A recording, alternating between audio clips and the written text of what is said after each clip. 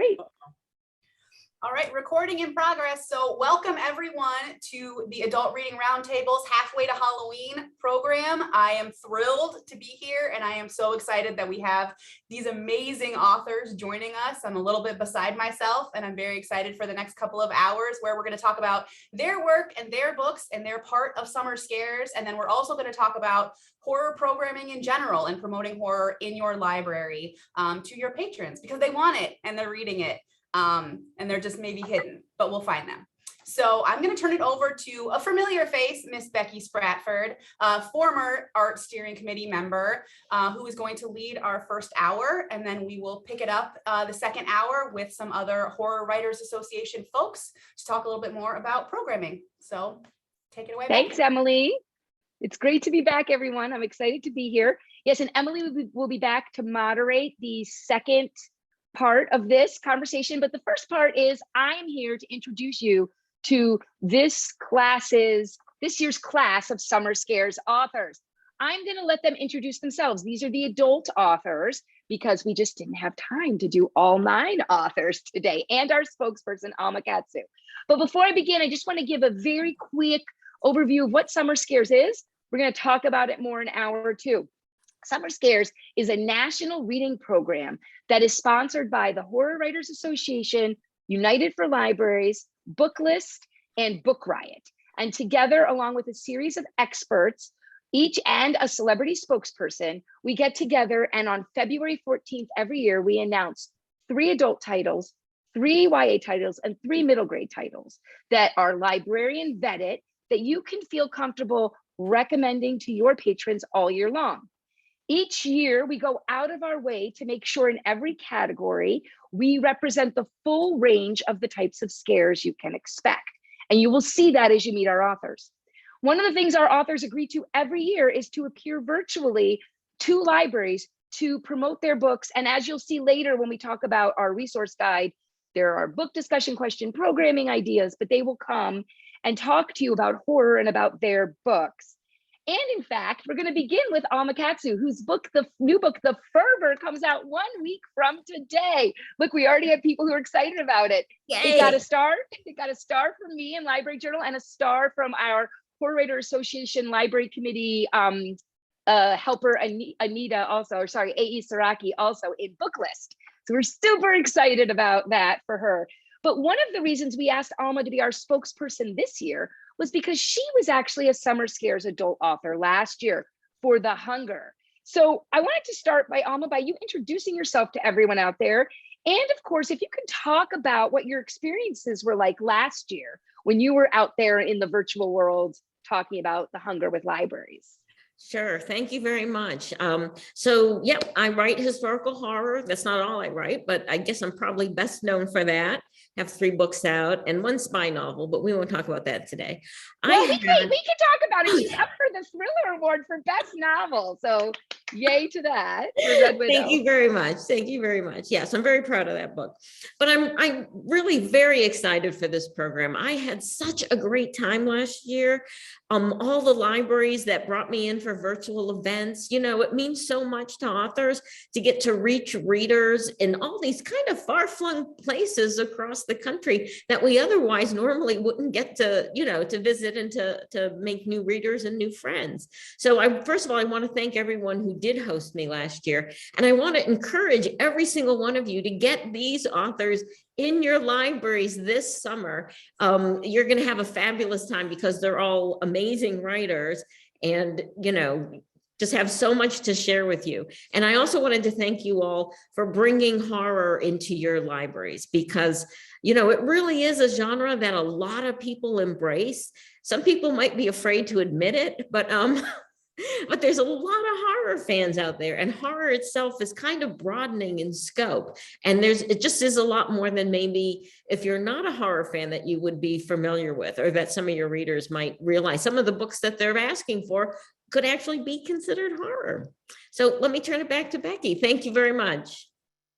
Thank you, Alma. And now I'm going to let each of our authors from this year introduce themselves to talk about the work that was picked, but also just the other things you have coming out, because I know especially Clay and Gabino have big titles coming out soon.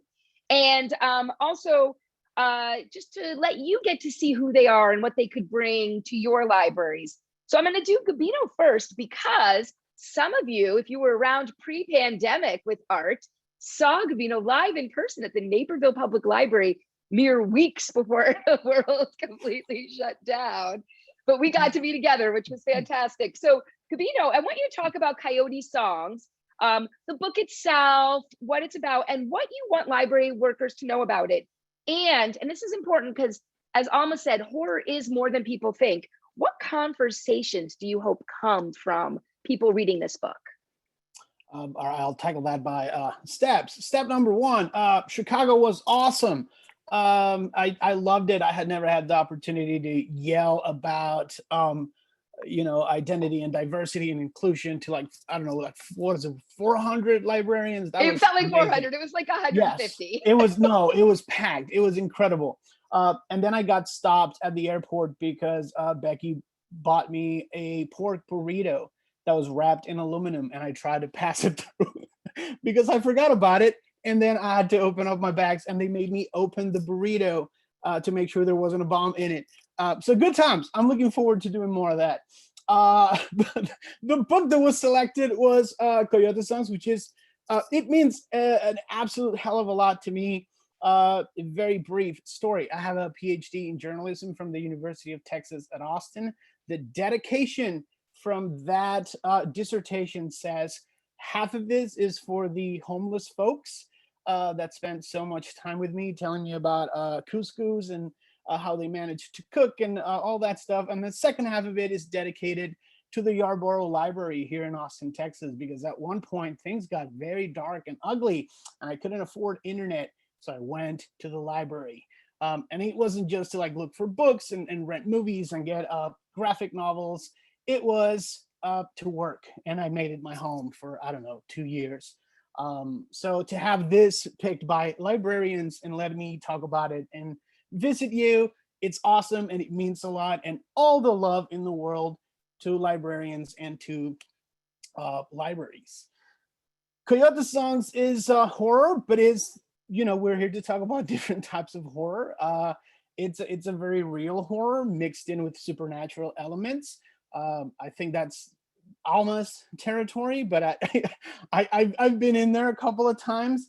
And I've been using this idea to talk about my books lately that I borrowed from the absolutely fantastic Stephen Graham Jones, and is that I try to see genre fiction as a cake, all right? So the ghosts and the zombies and the vampires and the werewolves and the haunted houses and the demonic possession, all of those elements that you see in genre fiction are sort of the icing on a cake, right? It's shiny and you got decorations and there might be sprinkles on it, and it calls to you. And then you cut a slice of that cake and you put it in your mouth and you realize that the frosting was the only thing you paid attention to, but then there's the rest of the cake. And what happens in Coyote Songs is I bring you in with a bruja, who's an angry mother who comes back to life, looking for revenge. And then she sort of ties together the lives of these 6 characters throughout the entire novel. But then I did not want to spend an entire novel talking about ghosts. So it is about migration. It's a book about identity. It's a book about bilingualism and multiculturalism, and it's a book about crossing borders, and it's a book about the inability to ever go back home.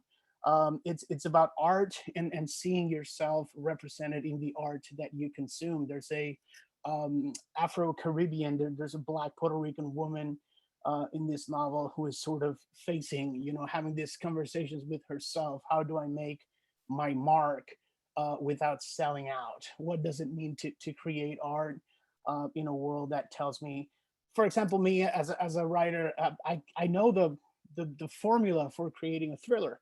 I could write a thriller about an ex-military guy or an ex-cop, who has a drinking problem and a puppy and a snot-nosed 38 and wears a fedora and absolutely loves John Coltrane. I could probably write that and sell it. But I don't want to. I want to talk about syncretism in the Caribbean. I want to talk about migration. I want to talk about racism in this country. I want to talk about otherness. I want to talk about identities. And mix it in with all of that cool stuff that makes the top of the cake look really great, which in this case is a lot of darkness. So it's not for children. So please do not get this one confused with the other one where you're going to talk about books for kids. This one is not for kids. This one is for your dark, creepy inner child that likes to read about all of those awful things. And yeah, I think that's about it. And here comes Becky back. To give you a chance though, because I was just at PLA, and one of the only books they were giving away that they were super excited about is your next book, The Devil Takes You Home, which was everywhere at PLA. Awesome. They had copies everywhere, and the marketing person for Hachette told me that it was going to be their big push for the whole summer. I just turned in a star review today to Library Journal, and Gabino kindly did a Q&A with me for that issue too. So there'll be more. So I just want to make sure that everybody knows you have that coming out too. So yes. And about what was it, 3-4 weeks ago, I got an Alma Katsu blurb. So I'm still on cloud 9. There we so go. Yes. It's a fabulous book. It is. Alma was tweeting when she got to one of the twists, because there's a couple, but there's a big one. And I was like, she's like, you won't be able to stop reading after that. And I was like, yeah, you were right. No, it's meant, good. For Coyote Songs, I guess I forgot to mention this. Yeah. Coyote Songs has a lot of women in it. So I decided I was only going to ask for blurbs by female authors. If I couldn't convince women authors that I can write women, then I did not care if I could convince anybody else. So it ended up with my friends, the female writers in the horror community, and it went all the way up to Roxane Gay. And with The Devil Takes You Home, it meant a lot to me to have people of color, writers who identify as others. So I knew that I could get Paul Tremblay and Chuck Wendig and these amazing authors who have been so great to me over the years. But I wanted to have, people like Alma Katsu, Stephen Graham Jones, who gave me the blurb that's on the cover, Sean Cosby, David Hesco Wambley-Waden, Tananarive Due, who is an absolute horror legend. I wanted to have people of color read this book and give me their words. So I'm still celebrating Alma's blurb, and that's about it. That's all there is to it. The love is being felt all around. Thank you, Gabino. And now it's Emil's turn. Emil from downtown Chicago at her studio.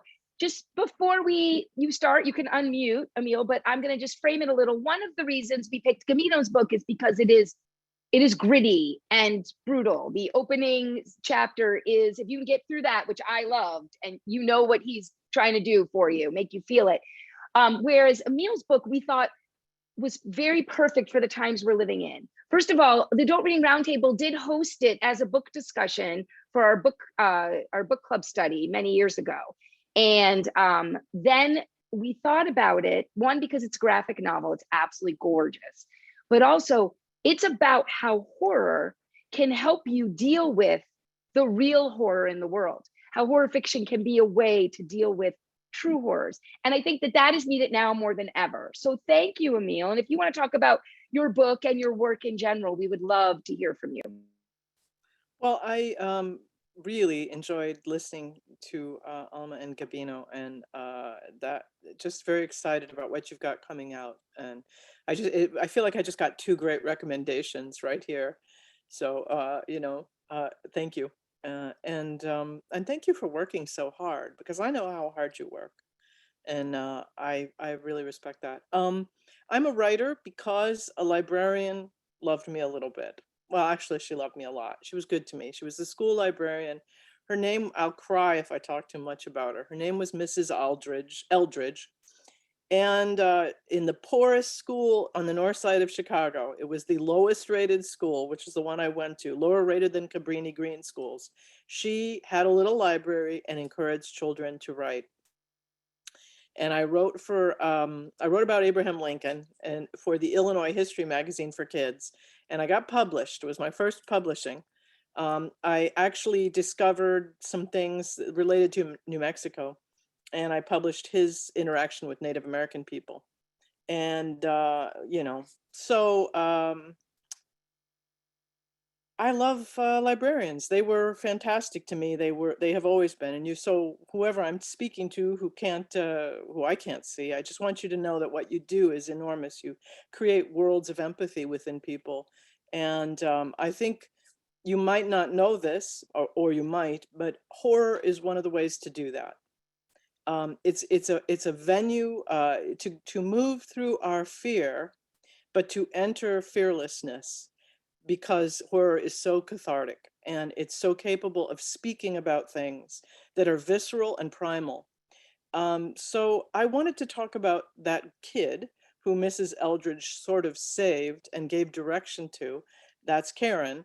And I wanted to talk about the fact that the times were so dark, as they are now in so many ways.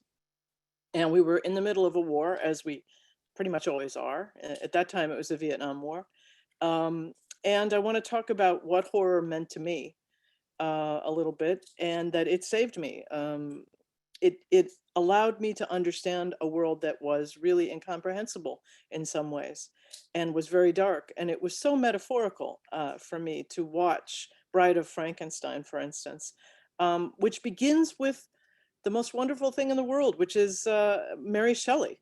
It told me that Mrs. Eldridge was right. I mean, you could be a woman, and it's so disgusting to say this now, but there was a time when you wouldn't have known that, because it wasn't spoken about. Your opportunities as a person who was identified as female were very, very small. I remember being in kindergarten, and there were two piles. There was the pile for the boys and the pile for the girls, and they were coloring pages. And one of the piles, the pile for the boys, had everything in it. It had president and scientist and doctor and, writer and everything. And then for the girls, it had three professions. It had teacher, mother, secretary, and nurse. That was it, or four. So that was it. And that was the world of 1968 Chicago to a great degree. So Karen is this person who knows she has more than the society is ever going to embrace inside of her. She's a person who wouldn't be identified as Anglo-Saxon. She wouldn't have that privilege. She comes from poverty. She lives in a basement apartment. I lived in a low-income building, and she lives in a very violent place, in a violent neighborhood in Chicago, which has been redlined to accept people who are poor, which is what I did. It's very much based on my life. So, and yet she draws, and in this notebook, as did I, she tries to unravel the mysteries of the adult world and the child world and just the world. And she uses horror as the thoroughfare that she's going to travel to get to that understanding. And she talks about things, she talks about hatred, but she also talks about love. And the most important thing in the world to her is her brother and art. And she finds her understanding. I still have a hard time understanding how we don't collapse the worlds of fine art and the horror world and magazines and visual art that's in all those worlds. They seem very similar to me. I don't see them as being all that different. And so she intersperses her notebook, with pictures she's drawn from the paintings of the Art Institute. And there are so many that are horror. We have The Nightmare, the Fusilli painting, famous one. It's just over in Detroit, and it is definitely a horror cover. No way around that, right? So, yeah, I guess if you were to recommend my book, I think that one thing that I haven't mentioned is that it deals with, and this is something you should know, because I don't think it's for young children by any means. It's for an older, a high school aged person, in my opinion, or maybe at the very least, maybe a 14-year-old. But Karen deals with the fact that there's no representation for being lesbian in the entire world. As a matter of fact, I knew of none. I didn't know what I was. I didn't know what that meant, and I couldn't describe it. And we're in a different age now, but it's so important to talk about this, because there are so many people who want us to stop even having a knowledge of what we are. And that's so unacceptable. we can't slide back into that world. I will tell you that it was a dark and frightening place to not be able to name how you felt and have no representation of that in the world. And anytime it was represented to you, it was negative.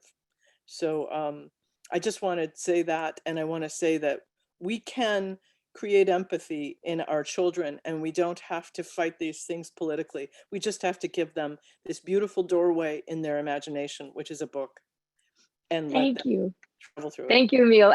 And you can see why we pick these authors, because they speak truths with their books.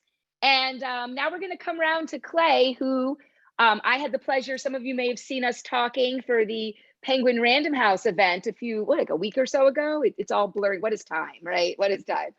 But Clay has 3 wonderful books, all put out by Quirk, that are each very similar in how they sort of set up horror. One is actually coming out in May, and I'm about to start it in a day or two. I'm very excited, Ghost Eaters. But the one we picked was his first one with Quirk, which is the remaking. And the way I described it when I first read it, that it was like this Mobius strip. It was a story, if you wanted to say in one word, it's about witches, but it's really about so much more. I would love Clay to explain his story to you, and feel free to talk about your other books as well. Sure. First off, thank you so much for having me here. This is amazing. Hearing everybody else talk about their library stories, I have to say, I grew up in a single mother family. My mother had to travel a lot for her work, so I actually ended up living with my grandparents quite often. And my grandmother would always take me to the local library, the Bon Air Public Library. And she always made this deal with me where she said I could pick 2 books, any 2 books. It didn't matter what they were. She made no judgment call on where I picked them off the shelf. As long as I read them, she would read one to me at bedtime, and I could read one to myself. So usually the books I picked for myself were like The Far Side by Gary Larson. And I remember distinctly the book I picked for her to read to me was North America's Greatest Monsters. And this book spoke a lot of the mythology of America, a lot of urban legends, a lot of folklore.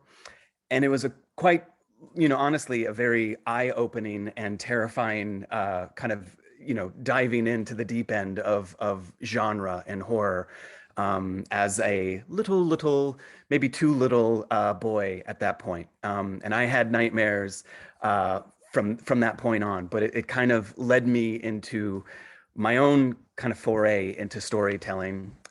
So I feel like, walking down that aisle at the library was such a, that was Pandora's box. You could just pull anything off of the shelf, and that led to, you name it. So I feel very, very blessed to have stumbled upon North America's Greatest Monsters at that point. And thank goodness for my grandmother reading it to me. She paved the way for those nightmares. But I'm here. I guess I'm here to talk about the remaking. The book after was called Whisper Down the Lane, which just came out in paperback. And the next book after that, which comes out in September, is called Ghost Eaters. And they're all they're spooky books. But the remaking, which I have the hardback here, and my digital kind of blurriness is going to make it look like it's a ghost. But the remaking is basically a ghost story told 4 different ways. It starts off with a true crime. And this is actually a real story. This took place. The real story is that it took place in Pilot's Knob, Kentucky. But I kind of blurred it into Pilot's Creek, Virginia. And in essence, it's, the truth of it is that there is a story about a mother and a daughter who, in their small town, small community, perhaps small-minded, inhabitants, they were believed to be witches. And this mother and daughter were actually burned at the stake. They buried mom somewhere in the woods. Nobody knows where her body is, But this little girl, they were terrified of her, and they feared that because of what they had done, that this little girl, Jessica, would rise up from the grave and exact revenge. So they truthfully, true story, buried her in consecrated ground, church grounds, in a steel reinforced coffin under 6 feet of concrete, gravel, and then wrapped her grave in crosses, over 100 crucifixes. You can go to this grave today if you wanted to and see where little Jessica is buried.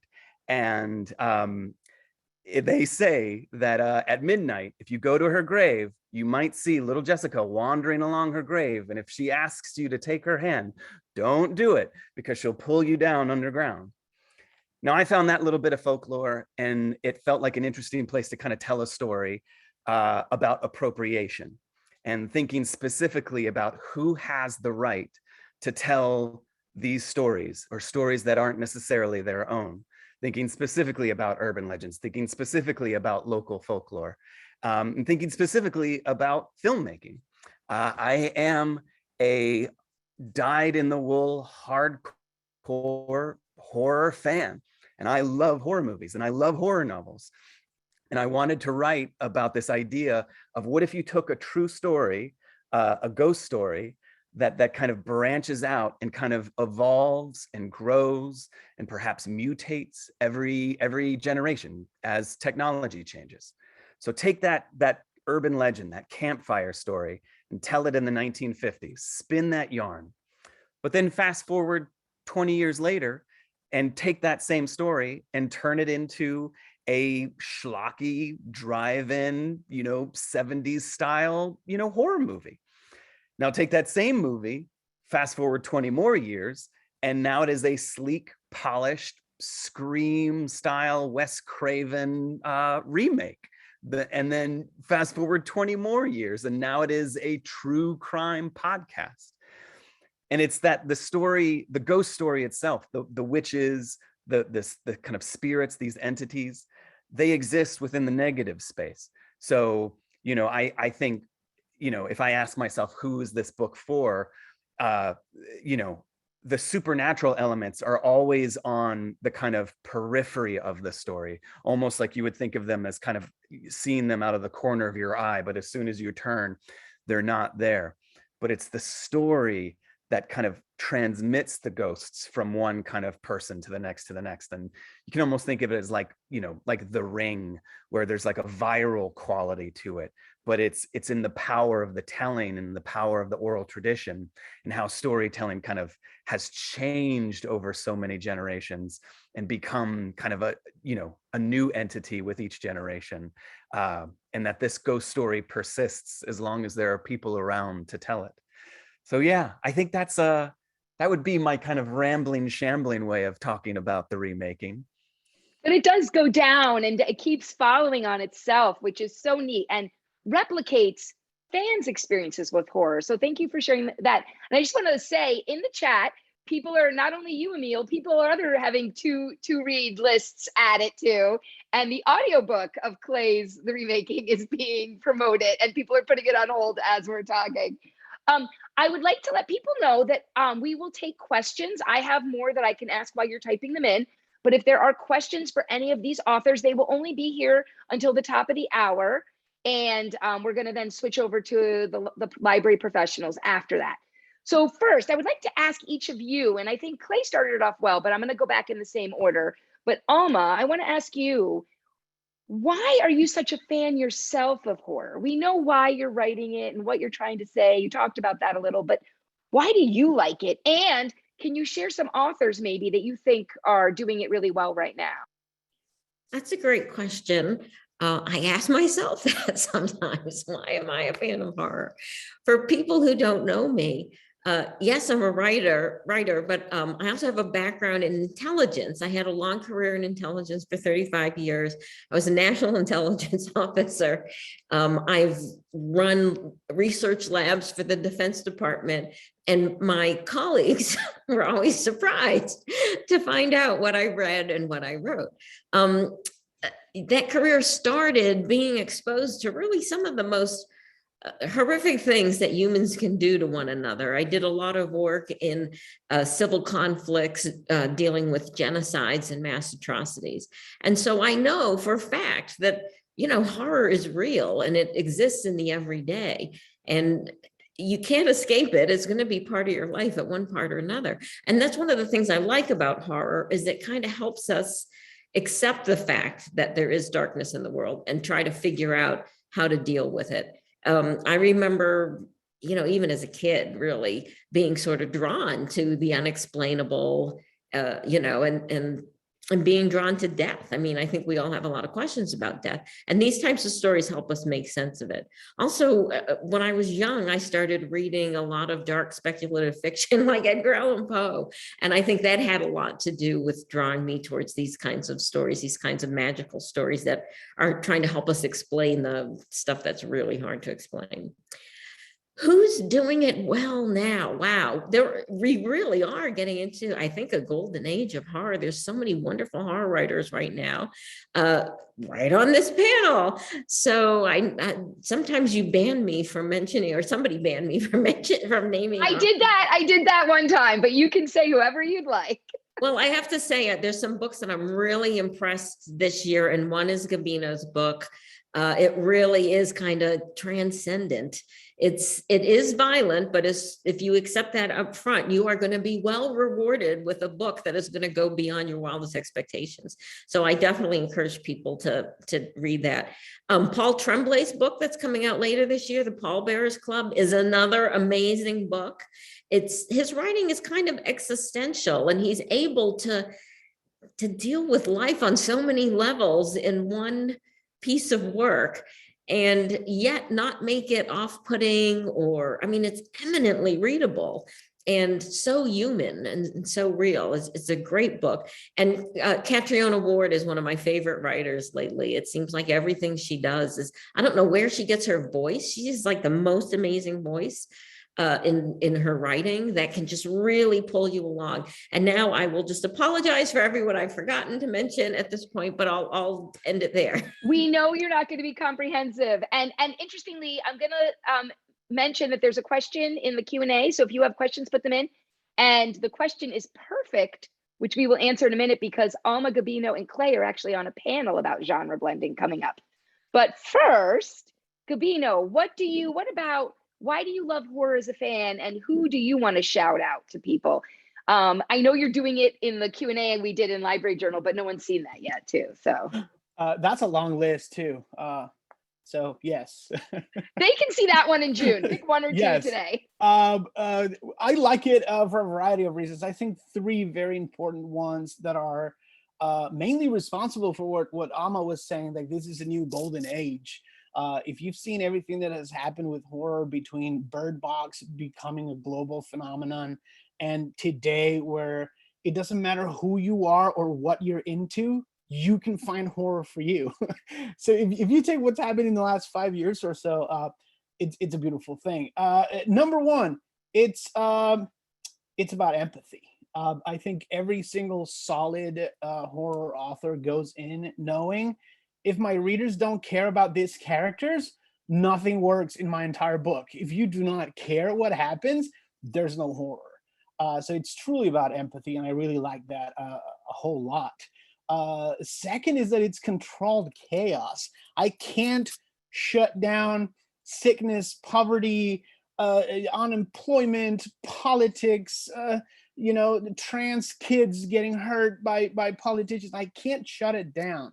I can read a horror book and be like, all right, that was it for today. I'm going to have a sandwich, and I can put the horror and control the chaos for a little bit. And number three, it's like music. You don't want to hear the same music every single day. And while I enjoy every single genre out there, and I have a lot of students at SNHU who write romance, they seem to understand it as, if I don't deliver the happy ending, my career will fail. And I've read a horror book that has a happy ending, and then the next one that I read, everybody dies and you're destroyed for weeks. So it's sort of like, what is horror? Well, I'm afraid of zombies. I'm afraid of cancer. I'm afraid of abuse, sexual abuse. I'm afraid of poverty. I'm afraid of, werewolves. So it just comes and goes wherever you want it to go. Alma's doing historical fiction, so you're learning stuff as you're doing, other things. I turned in my review for The Fervor a couple weeks ago to Locust, and it's a book about racism. So it's historical, but you're reading it and you're like, my God, this is like reading Twitter. It's so timely in a horrible way that you're just surprised. And I think horror does that incredibly well, and no other genre kind of does it in that very specific way. Oh my God, some names. Cynthia Pelayo, she's going to be a superstar very soon. Eric LaRocca, every time he puts something out, he blows my mind. We already talked about Paul Tremblay. Josh Mallerman is one of the biggest voices in horror right now. Haley Piper, if you're not reading Haley Piper right now, if she's not on your shelves, fix that. How long do you want me to go, or do you want me to that's good for now. Read the June issue. There's a whole list in it. Yes. Yeah, he has a whole issue. The list. Emil, I'm going to go to you next because you mentioned already sort of why you love horror when you were speaking, but specifically, we have some questions for you. And I want to ask you, because I think this comes to one of the things in your book, very clearly you love monster movies. That comes out in your book. And so there was a question. I loved My Favorite Thing is Monsters, and I was wondering, what is Emil's favorite horror movie? And another question for you, when is book 2 coming out? Oh, yeah. Let's talk about your love of monster movies and why you love them and what your favorites are. I love all the old standards an awful lot because they're just they're great. But I fall in love with new movies. For a long time, I was really in love with both versions of Let the Right One In. And I since then have I've kind of loved, and I'm thinking a lot about You Are Not Alone, or You Will Not Be Alone, which is a witch movie. Fantastic. I don't know if you've heard about it, seen it. It's pretty great. I think it is. It's very poetic. There's a lot of metaphor in it that's just beautiful. Visually, it's very interesting. I'd say it was disturbing. I wouldn't say it was an easy film, but I think that we're all, as horror writers, we're open to the idea of being disturbed in order to find our way, So yeah. I hope that answers a little bit. What about when My Favorite Thing is Monsters 2 is coming out? That's right now a massively contentious issue. And I can't go into a great deal of unfortunately, it has a legal dimension at this moment, and I can't go into a lot of it's a real sad situation. I'm very. So we have it's in process but stalled, is what you're saying. Well, I can't tell you. Okay, that's fine. Wait and see. I want it to be out to you, and I want it to be the book that I have written for you, and we'll see if that will happen or not. Well, there. And then can you share some of your favorite writers? I know you're friends with Cynthia Pelayo, who Gabino mentioned. We actually, your classmates. Yes, we were in school together. I obtained my master's in writing, my graduate, from whatever that means. Because, I wouldn't say, if you hear me say that and you're thinking about it, my advice to you would be just to write. Because I think those are good things. Having schooling is excellent. And I would never just tell somebody not to have it. But I think Cynthia was a natural, and her book, Children of Chicago, I would highly recommend to anyone. And Gabino is absolutely correct. She's going to be one of the major names in our world. And so I would say, yeah, people from the olden times who are kind of being rediscovered. Michael McBride, Blackwater.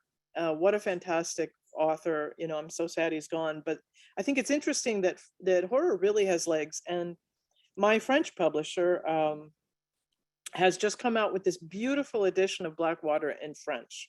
And the French are discovering this book, which I think is so interesting because it's so set in the United States and in the South. And of course, there's an awful lot of horror possible in the South. I think it's a very haunted place in so many ways. And Michael McBride really deals with that and in a beautiful way. I find that book still really interesting. So there you are. Thank you. Thank I'm you. drawing Emil. while I'm talking, so I'm sorry. That's awesome. I appreciate it. We're going to I'm ask also Clay, 'cause then drawing, we have I've some got a more little questions. I've got a little tiny blemmy. I don't know if you can see. Oh, but- it's because your background's blurred. We can't see yeah, it. you can't see, but I've got a big ghostly Karen here.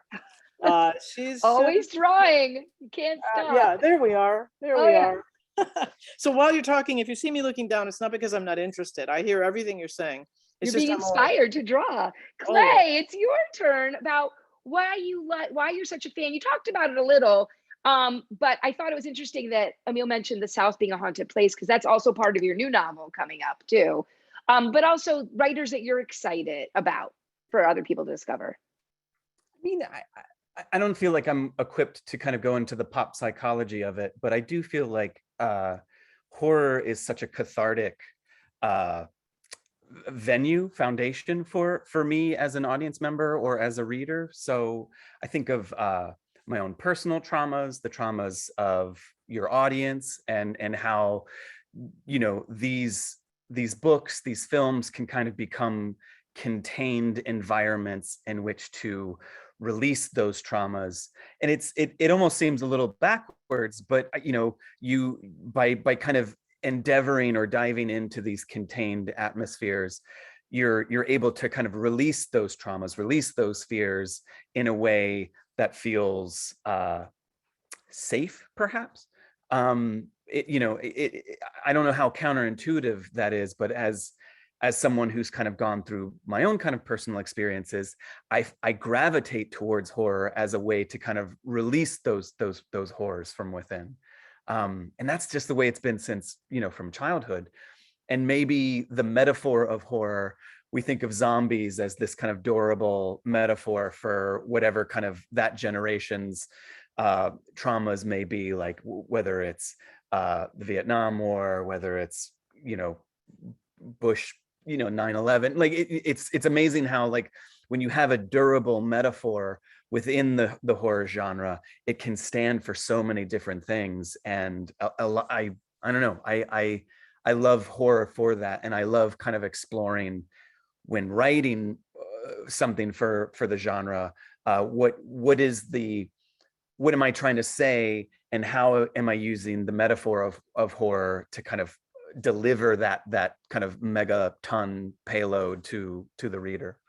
As far as the people who I'm reading that have kind of made an impact on me, I just recently read Come With Me by Ronald Malfi, and that book like devastated me. I was not prepared for how heartbreaking that book was going to be. I truly loved that book. John, I'm going to probably mispronounce this name, but John Darnell, Devil House. I love John Darnell's work because it's so confusing, and I read it assuming it's going to be A, and it ends up being B, C, D, Z, and it's never, there's just no way to put his books, whether it's Universal Harvester, whether it's Devil House, whether it's Wolf in a White Van, none of his books are easily encapsulated into what you believe they will be. And ultimately, it's very frustrating and very confounding for the reader. But I think that you work in his book a lot harder than other authors. And I really admire and respect that. I had the good fortune to read Rachel Harrison's new novel, which is called Such Sharp Teeth, which will be coming out in the fall. But for a book that you can find in your library right now, I would wholeheartedly recommend Rachel Harrison's The Return, which is an amazing first novel. And I can't, oh my God, I can't speak too highly of that book. Rachel Harrison's The Return. Thank you, Clay. I'm going to combine two questions so that we can sort of get them both answered by everyone. So one of them is place and setting play such a big role in all of your works. So how do you explore the horror of a location? Bonus for the scariest place you've ever been. Or another question is, if you want to share a paranormal experience you had instead of a scariest place, or maybe the two have combined. Cue evil laugh. So Alma, you write historical horror, right? So it plays a huge role. So how do you explore the horror of location, or in your case, also time, and scariest place you've been and or paranormal experience? So that's a great question. I don't know. Honestly, maybe I just sort of look for the spooky in the everyday. So as I'm going and doing my research, the first book was about the Donner Party, for instance.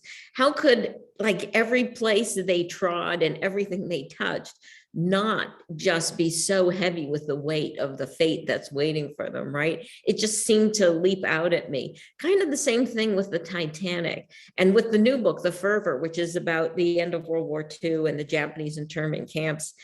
And it's a book about racism and how we got to that place, and a reflection really of what we're going through today. It's funny, I've been having a lot of conversations about the book, and what comes through maybe a little bit more than scary, although it is scary, is sad. I mean, to know what's going to happen. Again, you sort of, I guess I always deal with things that we sort of know how they're going to end.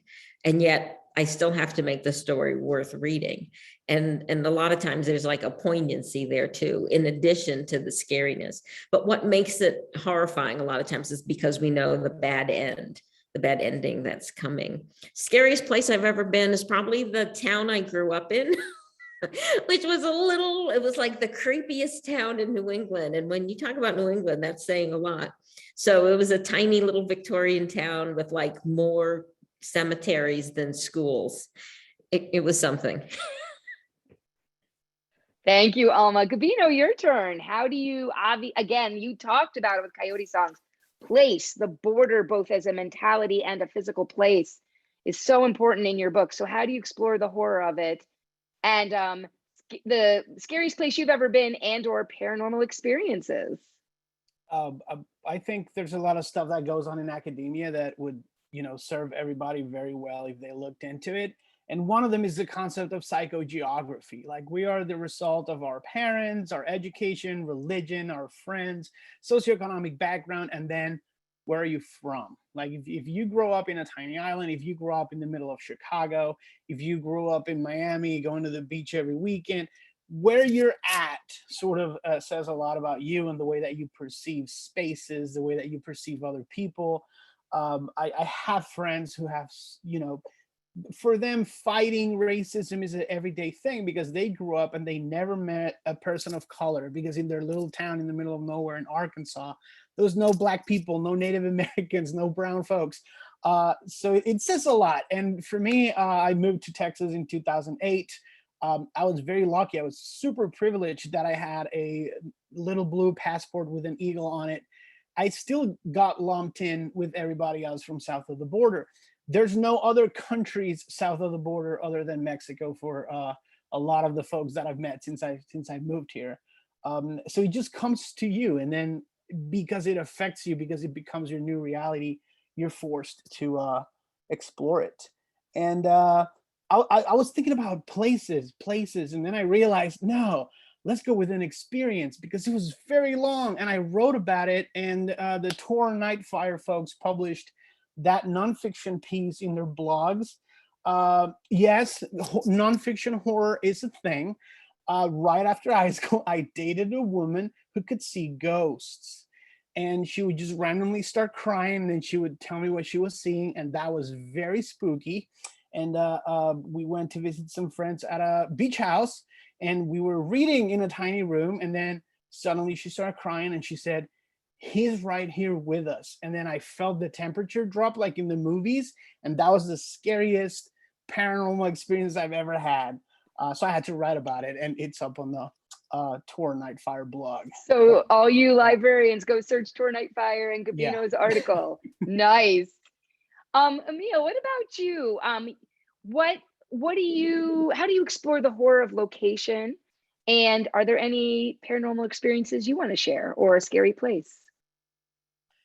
Well, yeah. I know you did talk a little about growing up in a redlined, poor area, which you explored in detail, but if you have anything else to add to that. I had quite a few personal interactions with horror. I live very close to Des Plaines, Illinois, where John Wayne Gacy was doing what he was doing. And there were multiple serial killers in my neighborhoods, in all the ones I've lived in. In Chicago, I had I worked briefly in the one of the places that Jeffrey Dahmer would come to pick up young men. And I also, as a kid, one of my friends was walking between two places and just disappeared, and was later found dismembered. So there was real horror. I don't mention it in this book because the number of actual bodies I saw before I was 6 years old would probably shock people. You know, the real horror of our lives is so intense. I think it was Alma who said it, and Gabino, you've said it as well, and Clay, you said it as well, and I think we're all talking about that truth. In terms of things that I've intuited and seen, if I tell you this, I'm sure I've seen an awful lot of. Wow, somebody's trying to reach me now. That's not fair. I'm talking to you guys. Sorry. The thing is, I've seen things. You know, I've just recently was in a place and had a trip, and the person who was attached to an organization, institution, said to me, well, the place you're saying is haunted, don't you find? And I was like, yes, I do find. There were some pretty amazing things that happened while I was there that, you know, in this kind of Airbnb situation.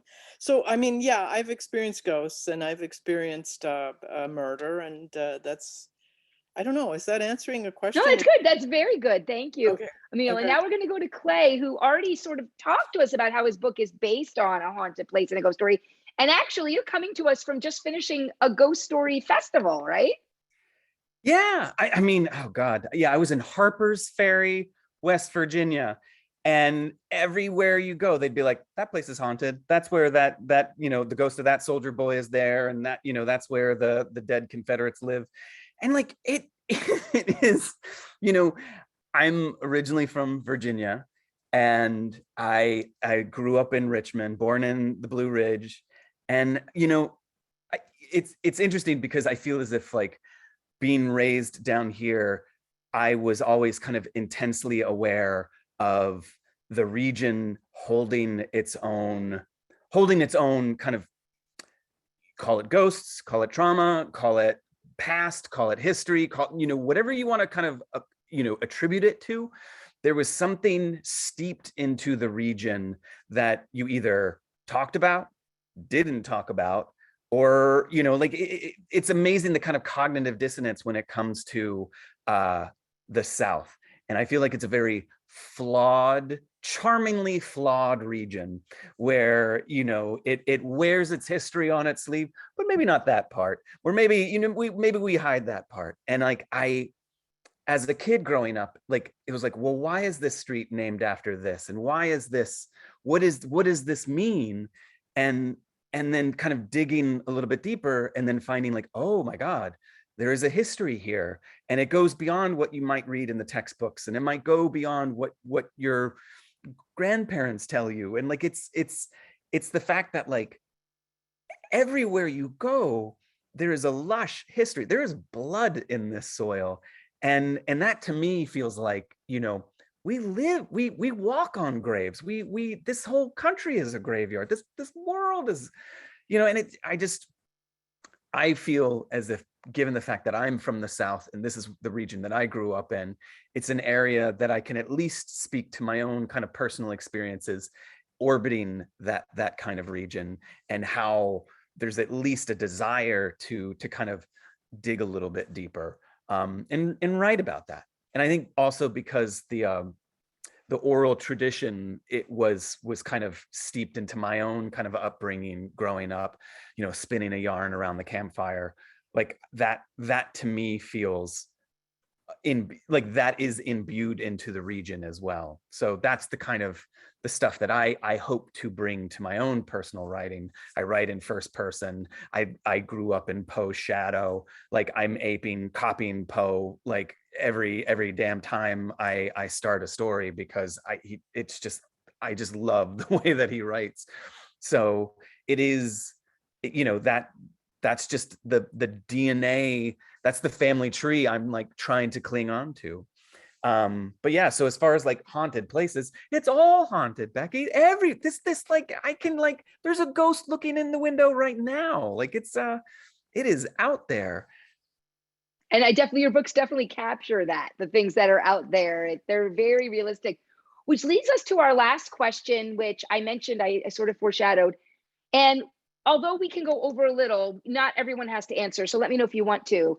But Debbie Walsh has a question. I've always thought of horror as being, quote, a pure genre. That the trend in other genres is to genre blend. What other genres could be mixed with horror tropes to expand the literature, and should writers do that? And I just want to start by saying 3 of the people on here, Gabino, Alma, and Clay, along with Cynthia Pelayo, who was just mentioned, and Andy Davidson, will be starting to kick off Librarians Day with exactly that topic, the genre blending in horror. Because yes, while horror used to be very much its own, you would be able to pigeonhole it in one place, it really is everywhere now. I mean, Alma writes historical horror, Gabino writes crime noir, or as he calls it, barrio noir, which is also horror. And Clay takes true crime and horror and mixes them together, or true horror, like with his new book, The Horror of Addiction. And of course, Emil looks at memoir and horror and just creates a whole new genre there. Does anyone here want to talk about what they like about the genre blending they do in their work?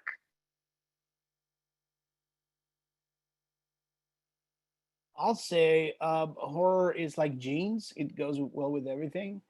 And it's also the best dancing partner ever. There's nothing that you can mix with horror that won't work. Romance, sci-fi, fantasy, historical fiction, nonfiction. If you put those two together, they will dance, because horror is the best dancing partner ever. The more that we try to bring in the other influences that we have, the more we make horror ours. And I think that's why just mixing and matching just works so incredibly well. I think of violence, any type of violence, as horror, and violence is absolutely everywhere. So your nonfiction narrative about surviving an abusive spouse, that's horror to me. And I know that, we do certain genre calling, because at the end of the day, bookstores and librarians have to put the book somewhere, right? Like they have to call it a thing so that they can shelve it properly. But sometimes I open up a thriller and it begins with a female detective going into this place to start looking into ritualistic murders where they took out their intestines and did like a halo around their head. That's horror. That's you can call it a thriller, but it's all horror in the end, because Clay just said it. Everything is haunted. We're all haunted, and everything in life is has a possibility of becoming horror at the drop of a hat. So I think most of us, that's what we do. It's like, oh, this thing, it's horror. Let me show you how, and then we go and do it. There's a comment in the chat by Becca Boland who says there are some folks that firmly believe that horror isn't a genre, it's a feeling. And I think that's some of what Gabino was getting at. I mean, that's what I write about in my book, that it's emotion. But like Gabino said, we need to put them on a shelf somewhere. Clay, did you want to say something? Yeah. Yeah, well, I think back to The Adventures of Cavalier and Clay by Michael Chabon. And I feel like that was, I don't know if that was the first, it wasn't the first, but it was definitely, it seemed like a turning point recently where genre, whether it was fantasy, sci-fi, whatever you would kind of attribute it to, like it kind of took the pulpier aspects of these kind of outer genres and elevated it and brought it to, a larger readership that could feel like, oh, I don't feel necessarily kind of guilty for reading this. And I feel like we're entering into this kind of evolutionary mid-step where maybe there's more of a, we've crawled out of the primordial ooze. We have our gills, we have our tail, but we're kind of in between phases. And it's just that, I hope that genre in of itself isn't necessarily as isolating as it has been, and it can be more of this kind of confluence of things or elements that kind of meld together and have elements of mystery or romance or you name it, and that they can kind of blend together in a way where it's not as well, is this horror? Like, where am I going to put this on the bookshelf? We gotta exist on a shelf somewhere. I understand that, but there is a great value of like Jonathan Letham's and Michael Chabon's kind of opening the floodgate. But I think it is going to be like you already see it. Like all of the authors that we've talked about, like Children of Chicago, like there are books that seamlessly blend these things together, where it's not just one or the other and you kind of smash them together, but it's like it's like a jackalope. Like it feels like this is like, I want to be a genre jackalope. I love it. And we're going to end with that because we have to get on to the second part. But I totally love horror as a jackalope. So there is a running commentary in the chat about all the t-shirt lines you guys have all created today. So horror is a jackalope, it's a dancing partner, it goes with everything. There's been a whole bunch. So I just want to thank all of the authors for coming today. Again, you can feel free to stay if you'd like or leave, but if you do stay, please turn off your camera. Thank you so much for coming. And I hope that all of you, the library workers in the audience, if you'd like to reach out, I'm going to talk to you about that in just a second, to any of these authors, any of the four of them to appear at your library. All you need to know is it's super easy. I'm typing it in, but it's libraries@horror.org. And you will get me or Konrad immediately, and we will help connect you with these wonderful people. So thank you for your time and for sharing part of yourselves today. Thank you. And now I'm going to ask Konrad and Yaika to turn on. And I'm going to give it to Emily to be our moderator. All right. And we're back. I don't know if there's anything better than just spending an hour just talking about horror and listening to amazing people talk about horror. So I hope you all are psyched to continue the conversation, because now we are going to talk about programming with horror and horror in your libraries and reaching patrons with horror. So Becky is going to start, I believe. So I'm going to send it right back to you, my friend. Thank you. And I'm going to be quick because I've been on the screen a lot, and leave it to Konrad and Yaika, who have so much practical knowledge to share with you. And quickly though, again, I'm Becky Spratford. My co-chair for the library committee for the horror writers is Konrad Stump. He's going to talk to you about a little bit more about Summer Scares after I set it up a little more, and about his own experience as a horror programmer at his library. And then Yaika Sabat is she has an official title, I'm going to let her give it, but she's at NoveList, and she's going to talk about partnering with us to promote Summer Scares on NoveList, which I know everybody here has, but also promoting horror all year long. So first, just a little more background on Summer Scares for those of you who are unfamiliar with it. We are in year 4. Summer Scares began, and I am not making this up, on the deck of the Haunted Queen Mary, as myself, Grady Hendrix, and author J.G. Flaherty sat lounging on the deck. It is docked during StokerCon. And Grady had this idea, well, how can we get every library to care about horror, And Grady was doing a good job of himself at the time. And at the time, Greg Flaherty, he goes by J.G. Flaherty, was in charge of the library committee. And I was the first ever library guest of honor at StokerCon. So they were picking my brain. They then convinced me to take over the library stuff, but that's okay. So we were sitting there and we started talking, and we were brainstorming. And JG was talking about all the work he'd done with libraries, and Grady was talking about going into libraries and presenting and how much his books were embraced by libraries. And I said, well, what if we make it like sort of like the Newbery Awards, but for library, right, for horror? And so I explained to them how it works. You have a group of professionals who pick a vetted list. You announce it in the winter, you know? And so we were doing it around when there'd be what we used to call midwinter for ALA, right? And we would then have this vetted books, but we'll do all ages because that was Faraday's big thing, right? We want to get kids doing horror. Well, flash forward about a year after that, and we roped Grady into being our very first spokesperson. And we found other library specialists, and we've added Konrad along the way, which he's going to share his story. We are currently in year 4, and we're only growing. We are in many libraries, large and small. Like, for example, the Philadelphia Free Library used Summer Scares last year. Chicago Public Library uses our stuff on their website. Seattle, and then little libraries. Our favorite, Konrad, up in the Upper Peninsula of Michigan. We have a library that does it all, brings the authors in, talks about it. And now I'm excited to announce that we just turned in an article to be part of the 2023 iRead guide. So we're going to be part of iRead as well. So that's super exciting. And so it just keeps growing. And our goal is to give you those lists of vetted titles. We now have 4 full years of middle grade. And currently Julia Smith from Booklist is our middle grade expert. And she is the middle grade editor for horror at Booklist. Kelly Jensen from Book Riot, who is a YA horror expert, is our YA expert. Myself and Konrad and Carolyn Chesla, who's she's our academic, giving us cred. She also runs our Twitter. If you ever see Summer Scares Twitter, she is the dean of libraries at Elmhurst University here in the Chicago suburbs. And we cover mostly adult and YA, but Konrad and I do go down to middle grade as well. And we just try to give you titles so you're not scared of horror, so you can promote the books to people without having to worry about it. We're going to do the work for you.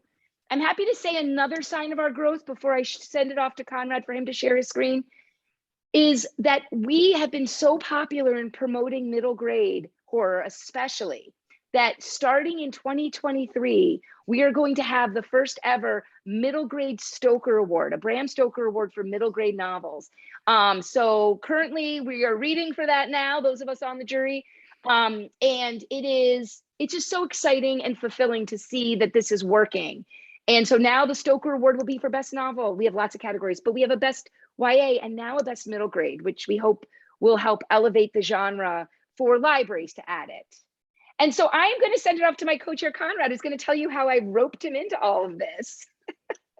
Hi, everybody. I am Konrad Stump. I work for the Springfield Greene County Library in Springfield, Missouri. And I'll tell you a little bit about my journey to working with Summer Scares and with becoming the co-chair of the Horror Writers Association's library committee, along with Becky.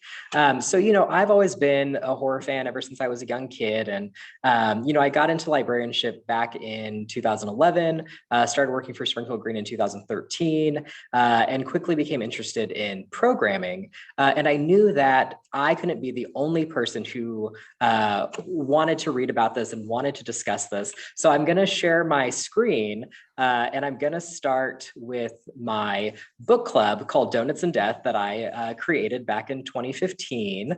So let's see if I can get that here. Yeah.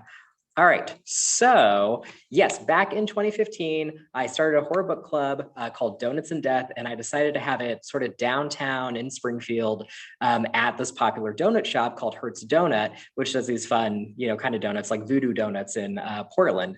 And it's right next to a college campus. There are other colleges sort of around, and then it's just this sort of bustling area. So my hope was to sort of get like a you know, different crowd than what I thought like would come to a lot of the in-library book clubs. And Donuts and Death ended up being, you know, well, a book club takes time. So the first month, no one came. And then the second month, one person came. I think the third month, the same one person came. And then the fourth month, there were about 4 people, and it began to grow. And, you know, eventually we would get about 10 people each book discussion, which is like the perfect number, and you don't really want to go above that because then it gets very difficult. But it, you know, has been going on for what, 7 years now. And it took a bit of a hiatus during COVID, but just restarted back up this past month. So, you know, I'm excited that it's up and running again.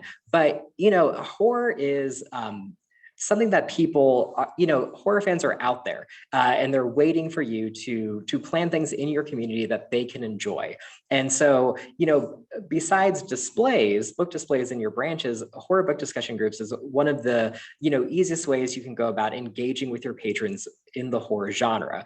And, if you have a book club that doesn't necessarily do horror all the time, there are ways to sort of incorporate titles, because there is this genre blending that, everyone talked about, where you can focus on all these other things that are not about the horror necessarily, but it gets more people talking about it. So this Donuts and Death was eventually featured in a couple regional magazines, and it was chosen for Book Club Reboot, 71 Creative Twist from ALA. So it became a nice, popular book discussion group that's still going strong. So I'm very proud of that. And then, sort of around the same time, I started talking to people about doing a horror program series, and I was like, yeah, this can be really great. And it didn't really, get a lot of backing at first.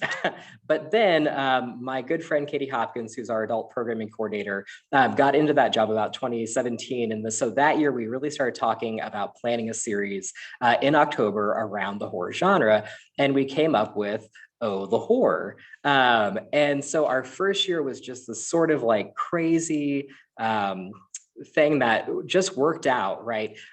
So I think, someone had mentioned Grady Hendrix. I got in contact with him and he was like, yeah, I'd love to come to your library. We worked with Quirk, and they basically paid for him to come. They paid for his travel. We paid for his hotel room and bought books for his appearance and sold them. But it's like, if Quirk had not been that generous with us, I don't know that this series would have, taken off the way that it did. But we planned tons of different things with local authors, and we planned different crafts. So we planned a movie at a local theater. We also did displays. So there's a lot that you can do. And really, you just need a few programs to sort of build up a series. And then if you sort of enhance that with book discussion groups and displays, then that just sort of gives you a lot more, I would say, promotional land, right? You'll get more space in your promotional materials. So we also had Jennifer McMahon in 2019, and that was really popular. She was really great. We also took her onto this show called Ozarks Live that I go on to talk about books. And then I just want to mention the same year we did a foundation event for our library foundation called Flights and Frights. And it brought in, I think, about $3,000. So, there is fundraising that can also be done for your library through horror programming, and trivia nights are always really popular. And then we had Grady back this past year. So it was a grand reunion, and we were super excited, and one of our first big in-person programs since COVID hit. And, it was just a really great experience. And so you can see kind of some of the crowds, and we did he did a presentation for his book, The Final Girl Support Group, and we did sort of a book club meeting just with him, and, kind of a crowd who had to register. So there are lots of different things that you can do. So that kind of brings me up to the programming guide for Summer Scares. So in, I think, 2019, I became the sort of programming consultant for Summer Scares. And, the idea was that I would, sort of answer questions and try to get people to do horror programming. And I thought, well, what's something, active that I can offer to really try to help librarians plan horror programming and feel comfortable with it. And so I worked with our community relations department to, plan this Summer Scares programming guide. And so this is our third year of having this guide. And one of the first things you'll see in it is a book list, essentially, of our Summer Scares titles. So this is something that you can really just print out and hand to people. You can create a display around it. So this is just a tool for you to present horror to your community and to be able to have a selection of titles that you can easily feel comfortable talking about because they are vetted by these library professionals. And so, that's a really easy thing. And then each title gets its own page in the programming guide. And so this will have appeal factors, which we work with NoveList on, and how to book talk the book using those appeal factors. And then also we worked with NoveList to come up with read-alikes. And so, read-alikes are a thing where like you can very easily build out a display or a book list just based on those. So, that just sort of will help you out throughout the summer. And then, one of the things that I kind of talk about with horror programming is, you don't have to focus on the sort of horror aspect of it all the time. You can focus on, more real life things. And so, or you can focus on art. So like Emil Ferris's book, we have this Monsters Out of Masterpieces with local artists. And so you can partner with local artists to sort of have this live interactive art demonstration where you help create, the crowd helps create these monsters. And then, I work in local history. And so there are ways to do, local history is a great way to do horror programming because both end up being really popular. And there's always, murders, folklore, monsters that appear in local history, and of course art. So one of the things for Emil Ferris's book is sort of your town in the 1960s, and you sort of base that around political things going on and the art scene going on. And so there are ways you can sort of take themes from the book and plan this program that has a little bit of a horror element, but is not like overtly horror. So that's one of the things that I like about it. And especially with, so Clay McLeod Chapman's book, we partnered with Pitt University in their horror studies collection to come up with some programs for each age level. And so there's a program that they'll work with you on called From Script to Screen, which is all about sort of how these movies came to life from the page of the writer through the director's eyes onto the screen. And so it's more about film history. So, horror has a lot of different aspects that you can focus on. And so that's kind of about how you approach it. But these are just a few pages. And then on the back of the programming guide, we have this sort of new and upcoming books by our Summer Scares authors and spokespeople. And so that just sort of is another way for you to sort of practice reader's advisory and know what is coming out, know what's new and hot, and like just, titles that are from people who are involved in Summer Scares and that you can feel comfortable with. And then one of the things that Becky and I talk about is, really this guide and these lists are meant to be used throughout the year during any year. So it's not just limited to the summer. That's where it starts, but you can use them at any time. And, all the authors are really great, and they'll likely be willing to partner with their library because they have already done so. And then one of the other things that is featured in the guide is a wonderful article by Yaika Sabat that is about NoveList and her relationship to horror. So I want to sort of hand it over to her and let her tell you a bit more about that. So. Thank you. So I'm Yaika Sabat. I am a senior readers advisory librarian, which is a little bit of a mouthful at NoveList. I basically work as part of a team that makes content for the database. So our book lists, our genre guides, articles, just whatever content there is, I help develop those. And if you read the article in the programming guide, I have a lifelong love of horror, even though I was terrified as a child. Any horror movie I saw, I still watched it because I had two older siblings. So it was kind of inescapable. And I was lucky enough to get to work with Konrad and Becky this year to sort of move some of this Summer Scares material into NoveList so that people who are in the database can easily get these books, the read-alikes. And I also just wanted to share, on the theme of horror year-round, along with the Summer Scares list, NoveList is made up of some very passionate horror fans. Like it's probably like 50-50 where you're just like obsessed with it or you don't really get it. So we love making, articles about this, lists about this, library aware flyers, which I'll show you one in a moment. So I just wanted to take a brief moment to give you guys a little tour. I know a lot of you, if not all of you, have NoveList. I think it's a little easier if I actually just go into the product and show you than to try and explain where you would go. So let's see if my screen sharing will cooperate with me. All right, you guys should be seeing the database right now. This is the homepage. I will say it's pretty decently zoomed in so you guys can see. And the first thing I always like to let librarians know about are our recommended reads list. These are lists of books on different themes and genres that you can quickly access and have sort of a ready-made book list, either for suggestions or a display, like right at your fingertip. This year, if you scroll down here, you will see we have a special Summer Scares list. And all of these are made up of the titles and their read-alikes for this year. I was lucky to take part in the process of sort of looking at read-alikes and selecting them. This is the one for the adults.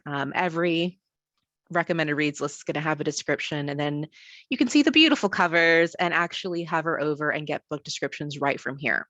So if you're talking to someone, you're at the desk, you have this up, you need to quickly remember the titles, you can go right here.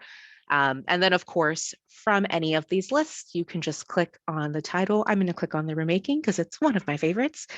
And every book title in the product has those appeal terms Konrad talked about, and other wonderful read-alikes that are done by staff and advisors. So this is Summer Scares, another way to find all the Summer Scares things at once without having to sort of click tabs, because I think we all know that sometimes time is short when you're at work, is if you just type in Summer Scares in the search bar and hit enter or click search, you can go right over to lists and articles, and everything is going to be in one place. So this is going to give you teen, adult, middle grade, which is one of my favorites because I think middle grade is really where I dove into horror reading. That's sort of what locked me in. And we also have a StokerCon 2022 list, which features artists or authors that are going to be there this year. So it's just a little selection. Whether you're there or not, you can still see some of the work that's going to be represented.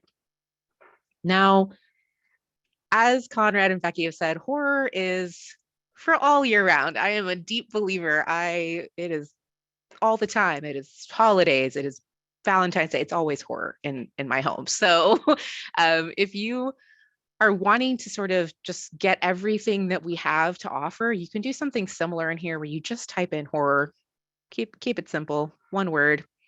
And along with all 19,000 books that come up, you can see the lists and articles. And from this page, again, you can narrow down by age range. You can also narrow down by publication type. So if you're looking for articles specifically, just click Reader's Advisory, and this will get you all these beautiful pieces that we've had written either by staff or advisors, one on folk horror, which is my favorite genre personally. You'll actually see here, Steal This Idea or The Horror by Mr. Stump.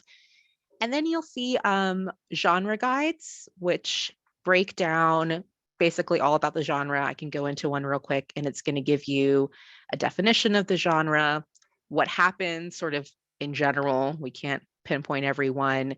Themes, working with horror readers, knowing themes and tropes is really valuable. So, witchcraft and the occult, of course, final girls, being able to identify these themes. And we have themes attached to books in the product. Why readers like it. And then each one has key titles, some key authors, authors to watch, which are new voices bringing unique perspectives to the genre, tips to help and market to fans, and then searches to try. And in horror, a crash course is embedded. This is one thing that NoveList does that I'm a huge fan of. I watched them before I worked for NoveList.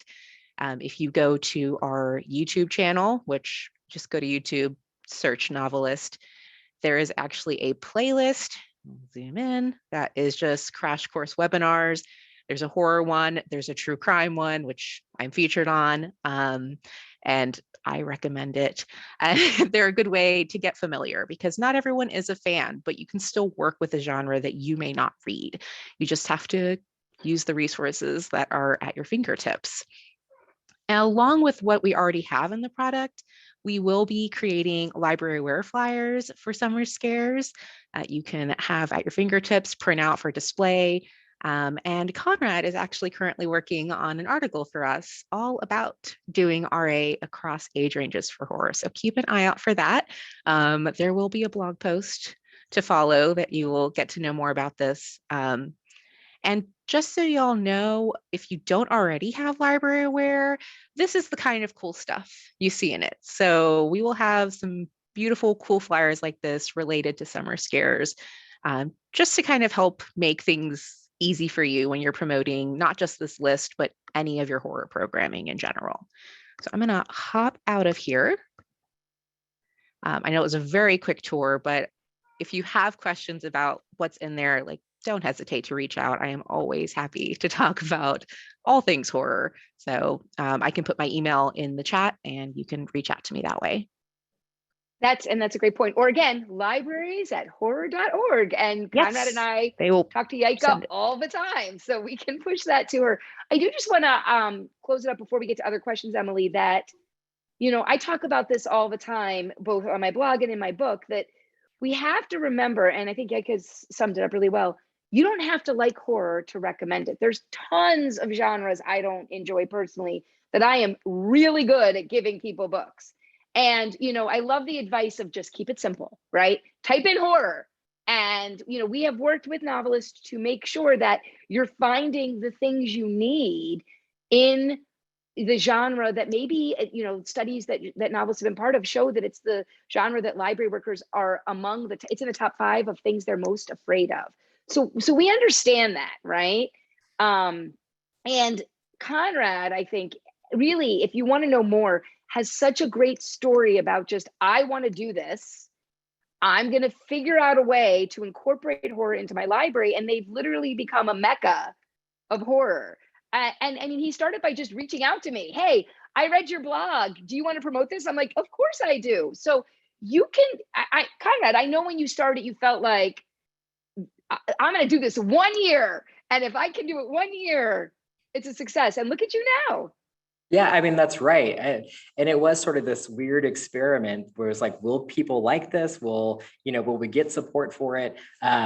But, you know, once we had the slate of programs, the displays, the book discussions, which really a lot of it is, and part of it too, the important thing about programming to me in libraries is networking and building those relationships with the people in your organization so that when you want to create something, they want to help you do it. And you have those relationships already built.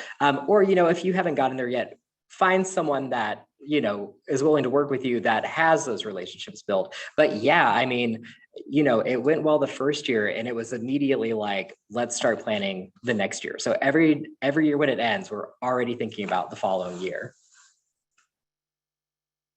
That's fantastic. Konrad, I wanted to ask you a question, and this seems like a good place to start. So when you started, and let's go back, I guess, to the Donuts and Death book discussion. So before you were even at like Summer Scares level, how did you sort of approach your administration or management and say like, hey, I want to do a horror book discussion?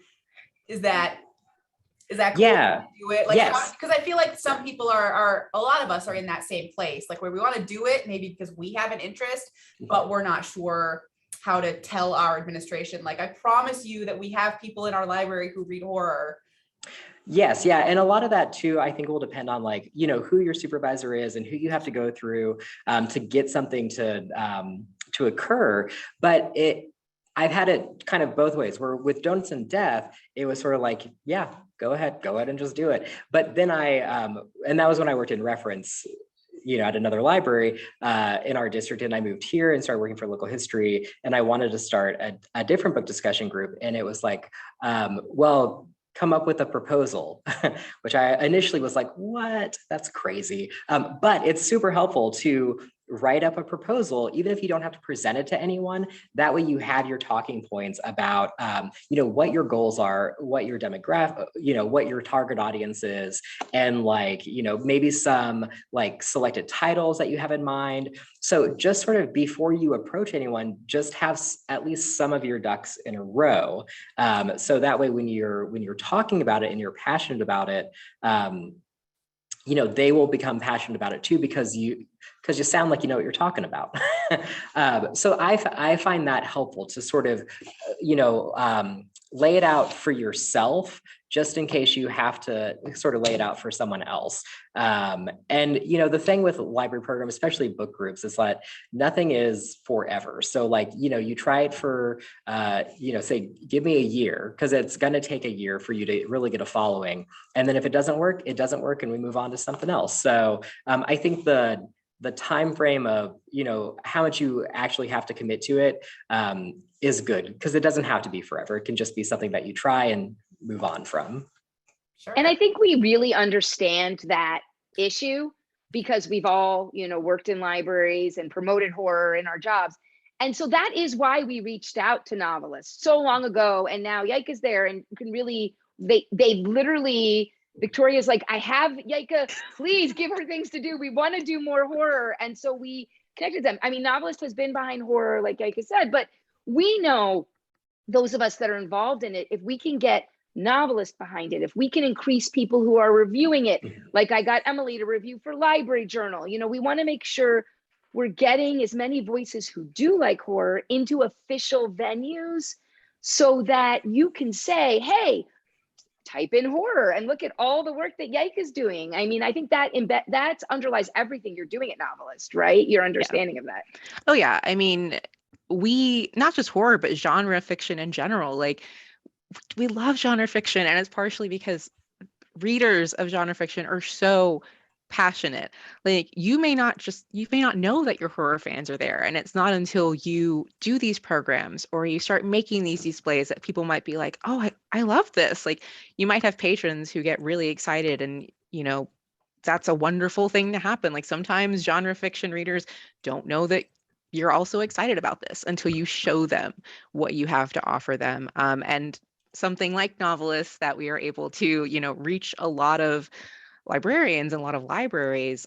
It's just a great tool to show, like, this is not just a fun, but a really valid, like exciting, interesting genre to highlight in your libraries. And that can appeal to every reader, like no matter their age. Even picture books, kids love picture books with ghosts and so it really is for everyone that you help in your community. I will say my general advice whenever I'm doing training and something difficult comes up, whether it's asking libraries to be anti-racist or just talking about horror, I say, use the official sources to say, this is important. It's not just me. So in this case, there is the, Book List, Book Riot, United for Libraries, and Horror Writers Association are behind Summer Scares. You can trust it. Look at these librarians who are picking the books. Novelist is investing in it, right? There's, Book Riot and Book List have information about it constantly. So the idea is to say, it's not me. Yes, you might be the horror fan, but it's not just me. There's people with heft behind it. And so that's how you go to your administrators. Also, just one thing I noticed is, especially with the huge like movies and TV shows, it's like when I was in the library, I remember Haunting of Hill House, the Mike Flanagan Netflix came out, and our Shirley Jackson books were just like gone. Like you could not, like you were just going to be on hold for months and months. If you see something like that, you can bring that because you say, like, these are circulating, like people want these, and having those circ numbers or something, like a number, admin loves numbers, to support you in that. So I always advise kind of being aware of those trends and things in pop culture that you can add into that to sort of like show that vested interest that fans have right now. I've also used the libraries reads list to show how horror is gaining. So just this month's library reads list in May, Isabel Cañas's The Hacienda made the list. Stephen Graham Jones, Sylvia Moreno Garcia, and Grady Hendrix are all in the Hall of Fame. Jennifer McMahon was just in the Hall of Fame. These are authors that, it's not just Stephen King, right? These are authors that are library bestsellers. Alma Katsu's had books on the library reads list. Like this is not new, right? Yeah, Stephen Graham Jones won the was it the Mark Twain Award? So You can also use awards. Awards are trusted. Awards are, The award for important. American voice. Yes, for like, American voice. So this is not not for a horror. He won that too. yeah. But just yes, everything. yes. I want to make sure to get to a question that we have in the chat from Christine. So kind of looking at it from the other side of the coin, which will be difficult for all of us because we're all horror readers. But how do you lead a book discussion about a horror title when you yourself are not a horror reader? Who wants to start? I think we all probably Conrad have started to I'll answer start the it. chat, Yeah, but maybe yeah. say it out loud for people. That's cool. Yeah, I mean, one of the things that I found with, reading like a librarian is that, when you're doing a book discussion group, you should read the book. Sometimes you don't always have time to read the book. I've been there. But if it's not something that you're well versed in, focus on the non-horror elements when you're reading the book. Like, what do you take away from it?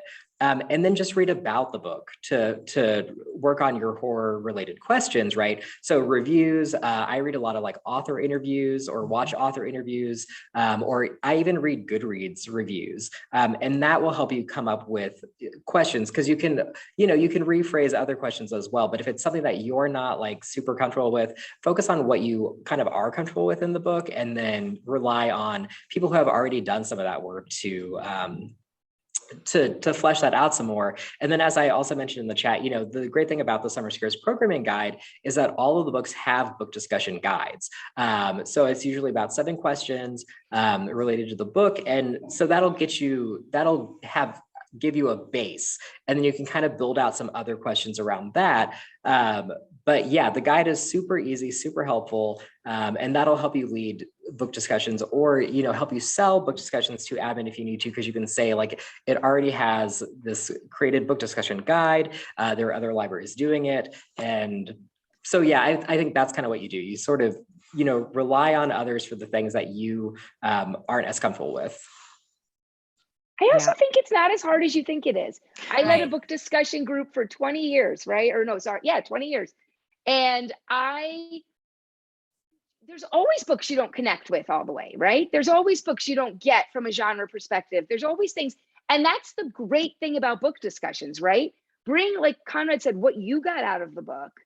But when you're leading a book discussion, don't overlead. I like to let the discussion come to the group. And it's about the experiences that everyone brings. So maybe you read The Fervor and you don't talk about the really scary monster that's in it that came from Japan, but you talk the whole time about racism and sexism and all these other things, right? Which is fine. There's no end goal of a book discussion. The book discussion is what the group makes it. So, just go with it. Yeah, oh, sorry, go ahead. No, I also think it's fine to say, if you're leading the discussion, like, I'm not generally a horror person, but I thought these were, I was terrified, but I thought these things were really interesting, or these are things that I noticed, because I think part of the joy of book discussions too, it is sometimes pushing people out of their comfort zone.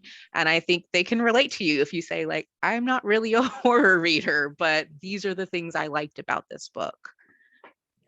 Yeah, and I was going to say, one of the things that I had trouble with early on in leading a book discussion was not talking too much, right? Because when you're leading the discussion, you can sort of fill in all those gaps because you're afraid of the silence. And it's important to not be afraid of the silence because that's where the discussion is going to happen. So it's really not even, the book discussion is not even really about you. It's about the people who are there who came to discuss the book. And so like the times where I've just sort of sat back and let the, questions sort of stand there in the crowd until people start talking about it, those have been some of the best discussions. So really just like, sit back and let people answer these questions. You don't have to worry about filling that space as much.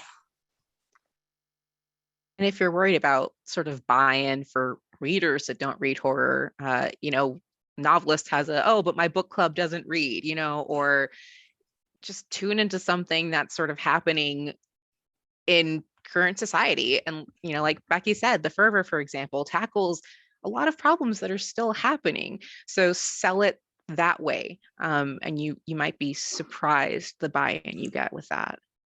I like Becca's idea in the chat, and I have a good story about her adding horror, which I will only slightly embarrass you, Becca. So she said you can also add horror into more general monthly discussions, So you're not on the hook for reading it every month, but you can make sure you choose a book you're willing to read.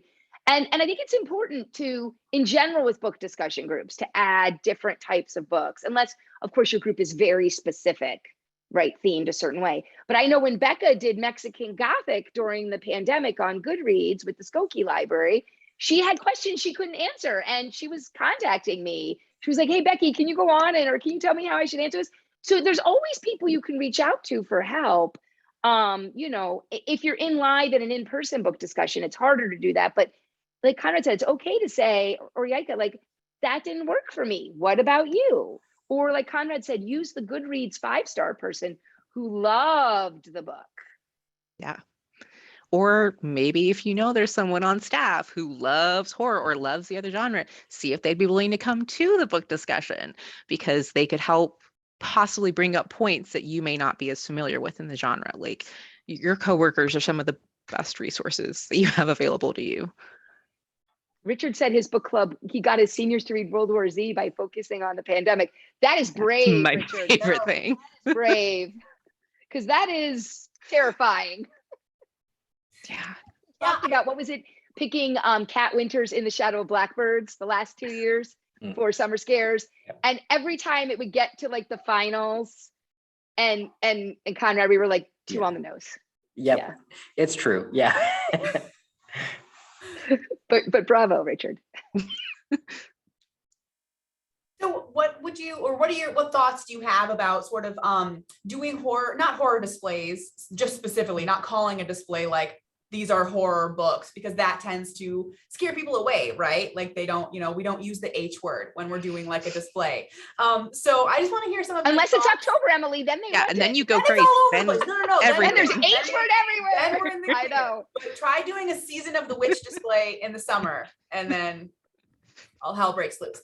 Anyways, so just your thoughts on, how you can, again, because we're talking about horror all year long, so doing displays, and other side, even if it's not Summer Scares, horror-esque sort of programming throughout the year.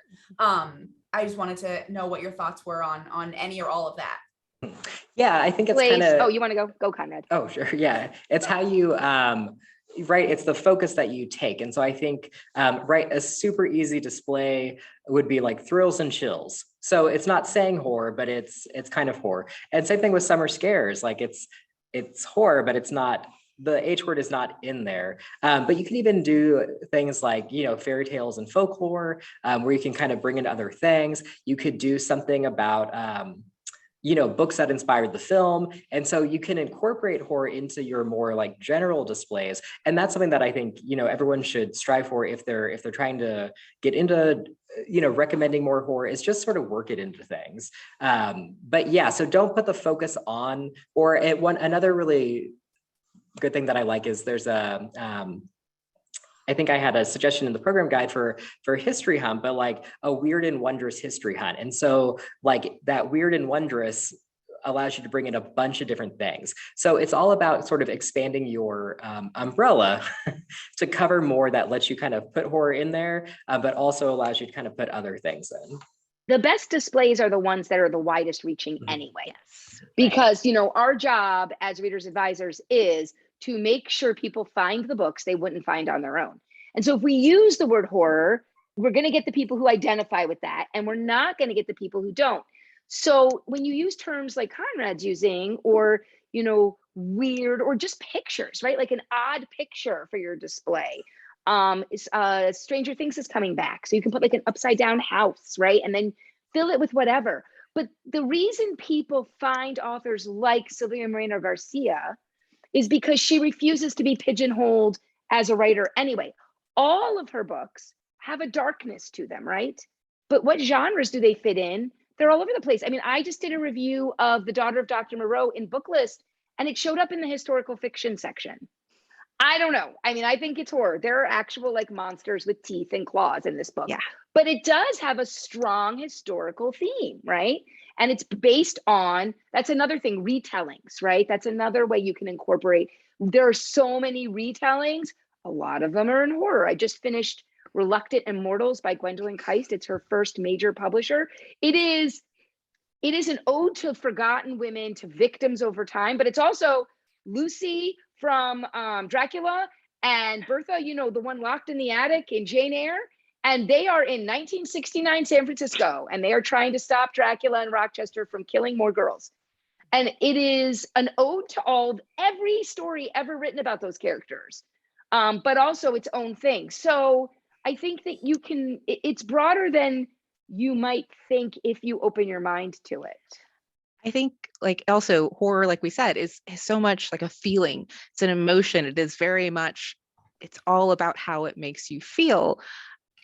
So look into, like, if you have a theme, oh my gosh, like edge of your seat, that can be thrillers, that can be suspense, that can be horror. You know, it's just sort of, you find ways to work it in. You know, if you're having a summer themed one, if you have books about camps or summer camps, put in some spooky summer camp stories, especially like with teens in middle grade. There's so many fun like campfire tale kind of short story collections to work it in there and kind of expand it that way. But I will say we did a lot of, like Konrad said, like the thrills and chills, like using words that I think if you are a horror fan, you'll be like, oh, and you'll catch it. But if you're not, it'll lure you in to at least take a look at what's out there. And I'm a big fan of, we do for fans of lists and NoveList, look at what's out, what's big, turn that into a watched this, read that. And you can plug horror into things. You can make it straight horror, or you can just find ways to sort of work it in. But I think it's just finding ways to find what appeals work with the theme of your display. I remember we did a women's history, and so I put in Monster She Wrote because it's about a pivotal figure in horror. So I went ahead and, you know, plug it into things like that. And I think it helps your readers feel seen too. Like your fans of that genre feel recognized beyond just October. Right. And I love that point, Yaika, because you talk about being seen. The thing I found, you know, I was at a library where I was known as the horror person, right? So people felt they could come and talk to me. But many times horror fans don't feel like they can go and talk to you. If you don't have a persona as a place where horror is welcomed and encouraged, if you're not like when I was at Berwyn and Konrad's at Spring Green, where we have horror book clubs and programming, and if you're not there, until you show them they are welcome, with passive readers advisory, they're not going to ask you. So you may think they're not interested, but they are.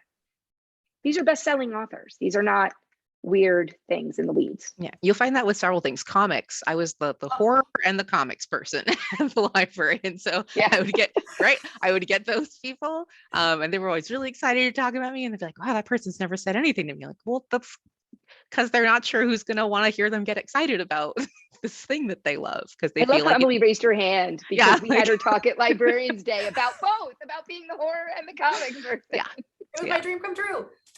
And I feel like those two reader demographics are similar in that way. And that's what, like, when I review for Library Journal, that's what I'm talking to library staff about, is like, you have these readers, I promise you have them. They're not coming to the desk necessarily, but they're there. Yeah. And I feel like that's a good reminder for everybody that they're there. So we have just about 10 minutes left. Does anybody in the audience have any questions that you would like to ask? Feel free to put them in the chat and we can get them in. iRead is doing that campfire theme this year. Do you think we could merge them together? Oh yeah, you could always merge these things together. Konrad and I, Becca can help you with that.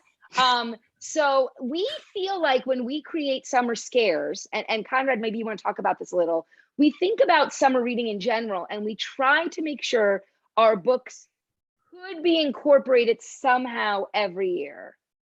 Yes, yeah, definitely. There's always a way to sort of incorporate horror into whatever the summer reading theme is. So I don't think we had anything this year, but like Ocean of Possibilities, right, was the summer reading theme. I have a list for that. Yeah. Yeah, and like, there are so many things, and I'm trying to think of, like, what is that? Who wrote Small Spaces? Oh, I forget now. That was a Yeah, book I from know. last But anyway, year. she wrote a book called Yeah. Deep Water. Yeah. That's like the third in that series. And like, that's something that you could totally do for Ocean of Possibilities, right? Sea Catherine Arden. monsters, Yeah. shipwrecks. Yeah, Catherine Arden. If you go into NoveList, there is a terror at sea list for adults Oh, under see? Oceans of Possibility. Right. And people So, love terror, you know, yeah. sea terror. I mean, think about Alma Katsu's The Deep, about the Titanic. Like, you know, so there's always something that you can, a way that you can incorporate horror and summer scares into the summer reading theme, whatever your summer reading program is. And that's a great point, Konrad. We try to be clear with Summer Scares that we are picking 9 books every year. But even as you saw with Yaika's list, she put the books and all the read-alikes into one list.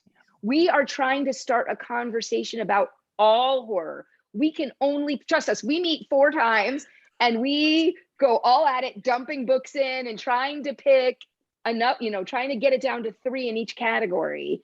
And it's hard, but we know that we're compiling that compound interest of titles now over 4 years, that we're starting to increase conversations about the genre in general. So like Yaika said, you can start with the list of the Summer Scares titles, but then you're like, oh, but my theme is campfire, right?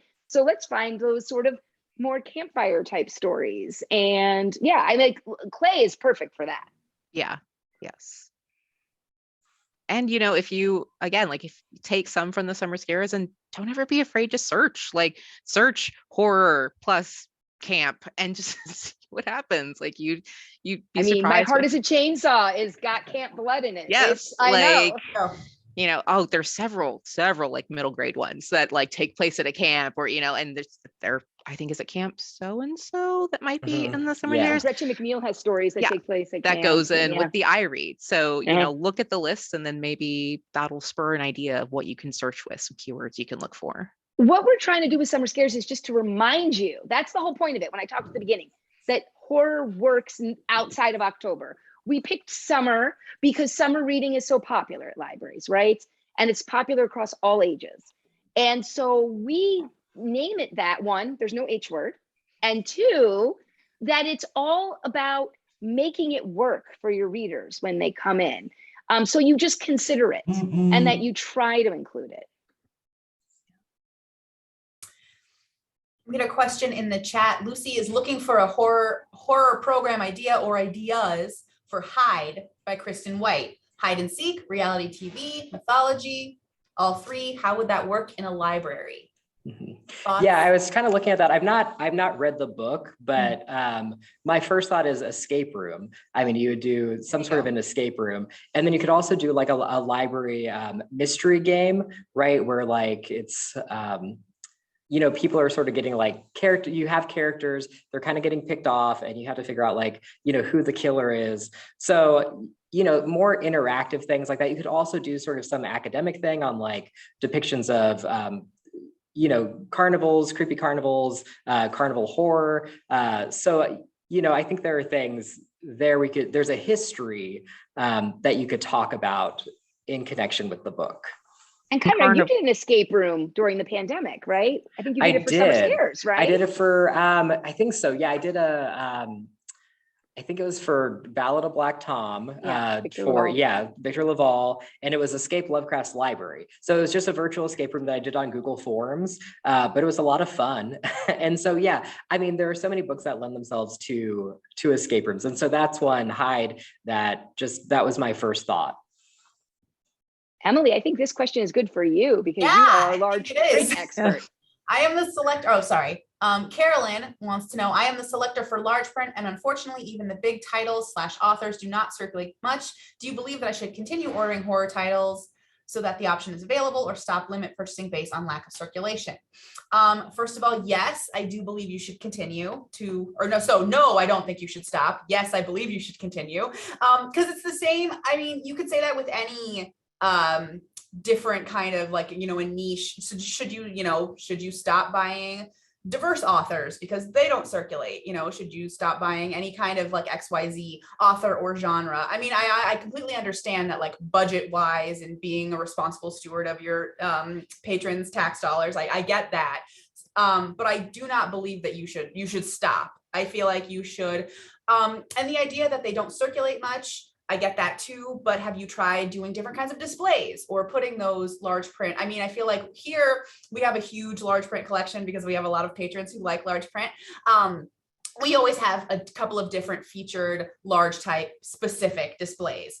But that's not to say that you have to, do that. But on your any large print displays or regular print displays, you mix it all up, put all different kinds of books on those displays. Speaking to the options that were thrown out earlier with like thrills and chills, sort of sneaking, but not really sneaking horror into your other kinds of displays. So no, I don't think that how I would judge, I guess, is based on how many you have in terms of what you're purchasing, and what is available. I understand that horror is, generally speaking, not available a lot in large print because of who's publishing these horror titles. A lot of the best ones are really coming from small houses, and so they don't have a large print option available. So I would say when you can find horror in large print, yes, get it. I feel like Grady Hendrix, Sylvia Miranda Garcia, Stephen Graham Jones are coming out in large print. But Emily brings up an excellent point. Are you pulling large print to put on display in your displays? I also did large print when I worked at a library, and I will tell you, I would have to remind myself that when we have a display, we should include the large print on the display. So are you giving large print a chance to be seen in your general displays? Right. Are you limiting based on the size of the print? Then you're going to have lower numbers. But if you include it and you're more expansive, you widen your umbrella, like Konrad said, you will get more circs. All right, I'm just checking for any other. You're very welcome, Carolyn. Do we have any other? We got a few minutes. Any other questions for our illustrious guests? Please reach out, libraries@horror.org. It's really that simple. I sent everybody the link. I know when we do when the Adult Reading Roundtable does the recording, they're going to provide the resource page for Summer Scares, and then that has a link to the programming guide, and it has libraries@horror.org. But really, we really want to hear what you're doing, what you have to say. The four of us are going to be at Librarians Day at StokerCon. I know, all together in person in like 2 weeks, 3 weeks, and none of us are ready, but that's fine. I know a 500-person convention, we've got this. But we'll be there in Denver. If you have any friends that are library workers in the Denver area, there's still time to sign up. I think you have another week till we cut you off for the catering. But come join us, tell them to join us. I know somebody here's from Colorado and is coming. So please spread it to all your friends, because we're going to be presenting similar things like we did today. Most of the authors you saw today will be there. A lot of the authors that were mentioned. Stephen Graham Jones will also be there. Cynthia Pelayo. Lots of Brian Keene, a lot of different people from all over. And then Konrad has an entire panel of just library workers. Yeah, I mean, it's a really incredible day full of like library workers, publishers and authors, and it's a nice mix on a lot of the panels too. But yeah, you can get great ideas about horror programming and what other people are doing, and sort of how you can partner with different organizations to plan things for your library. So right, if you reach out to libraries@horror.org, I'm always happy to help you develop programs, or share more of my experiences, and sort of give you advice on how you can kind of track your programming and document it, and build that support in your organization. Christine has one last question too. I just saw the beverage. What is your beverage, Yaika? I know Konrad has one. I'm sure he does. Depends on the season. If it's winter, I'm a hot cocoa person. It's comforting. It's during the summer, it's a little harder. It's usually gonna be some kind of like hibiscus tea or something, anything refreshing, anything to give me a little bit of pep while I'm diving into something that's just possibly very dark and sad is what I go for. Well, mine is a bit more alcoholic. I would say a highball with some Tennessee honey whiskey and sort of half diet Sprite, half ginger ale. Ooh, I like that combo. Mm-hmm. I tend to enjoy a bourbon drink, but I feel like you're trolling me because it's Passover and I can't have bourbon for a week. So I will have some on Saturday night when the sun goes down with my horror book. Mine's wine, just wine. Just I was gonna say wine. I'm just basic. Just give me this wine. you can't go wrong with wine, honestly. There's like a wine for every mood and occasion. Wines with like skulls on the labels. So Yeah. you could just pick it that way. Thank you everyone for joining us. And you have 6 months, so get ready for Halloween, but you should just read horror all the time. All the time. All the time. Thank you so much to Becky and Yaika and Konrad for being here, and to all of our authors who have since taken their leave, but they were here. So thank you. And thank you all for being here and watching, and happy halfway to Halloween. Go out and get spooky. Bye. Bye, y'all.